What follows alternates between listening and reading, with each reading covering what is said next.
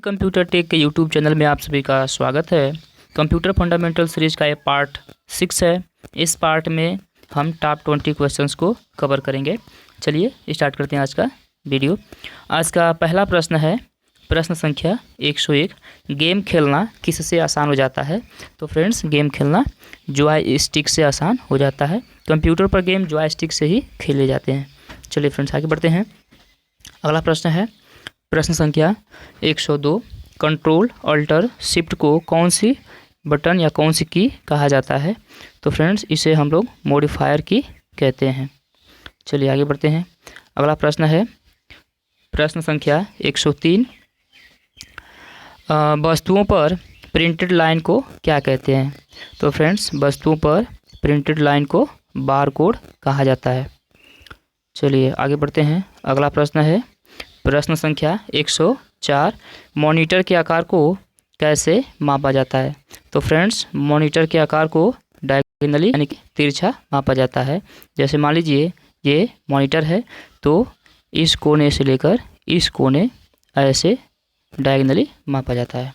चलिए आगे बढ़ते हैं। अगला प्रश्न है, प्रश्न संख्या 105, सेल फोन में किस प्रकार के स्टोरेज का यूज किया जाता है? तो फ्रेंड्स, सेल फोन में कैश मेमोरी का यूज किया जाता है। चलिए आगे बढ़ते हैं। अगला प्रश्न है, प्रश्न संख्या 106, किस मेमोरी में रखा डाटा बिजली जाते ही समाप्त हो जाता है? तो फ्रेंड्स, रैम में रखा डाटा बिजली जाते ही डिलीट हो जाता है। चलिए आगे बढ़ते हैं। आज का अगला प्रश्न है, प्रश्न संख्या 107, मदरबोर्ड के कंपोनेंट के बीच सूचनाएं किसके माध्यम से ट्रैवल करती हैं? तो फ्रेंड्स, मदरबोर्ड या किसी भी सर्किट बोर्ड के कंपोनेंट के बीच जो इन्फॉर्मेशन या सूचनाएं होती हैं, जो ट्रैवल करती हैं, उसे हम लोग बोलते हैं बस। चलिए आगे बढ़ते हैं। आज का अगला प्रश्न है, प्रश्न संख्या 108, इलेक्ट्रिक कंपोनेंट वाले थिन फिल्म बोर्ड को क्या कहते हैं? तो इलेक्ट्रिक कंपोनेंट वाले थिन फिल्म बोर्ड को सर्किट बोर्ड कहा जाता है। इसका सही आंसर होगा सर्किट बोर्ड। चलिए आगे बढ़ते हैं। अगला प्रश्न है आज का, किसने कंप्यूटर के बेसिक भाषा का विकास किया था? तो फ्रेंड्स, जॉन जे केमी ने कंप्यूटर के बेसिक भाषा का विकास किया था। चलिए आगे बढ़ते हैं।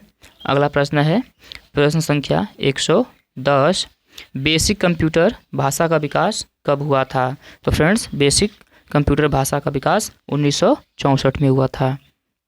चलिए आगे बढ़ते हैं। आज का अगला प्रश्न है, प्रश्न संख्या 111, अक्षरों तथा चिन्हों को बाइट्स में स्टोर करने की विधि को क्या कहते हैं? तो फ्रेंड्स, अक्षरों तथा चिन्हों को बाइट्स में स्टोर करने की विधि को कोडिंग कहते हैं।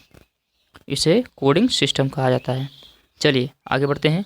आज का अगला प्रश्न है, प्रश्न संख्या 112, यूनिक्स का विकास कब हुआ था?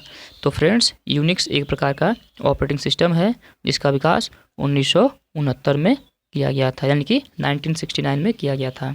चलिए आगे बढ़ते हैं। अगला प्रश्न है, यूनिक्स की भाषा क्या है?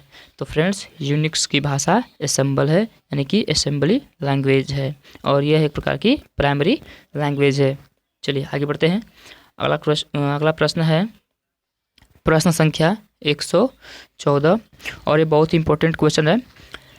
प्रश्न है कि हार्डवेयर तथा सॉफ्टवेयर के बीच संबंध बनाने की तकनीकी को क्या कहते हैं?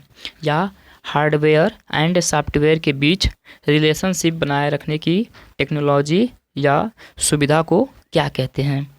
तो फ्रेंड्स, इस प्रश्न का आंसर देने से पहले हम आपसे चाहेंगे कि प्लीज़ हमारे वीडियो को लाइक कर दीजिए। चलिए देखते हैं आज का इस प्रश्न का आंसर। तो इसका सही प्रश्न आंसर है इंटरफेस।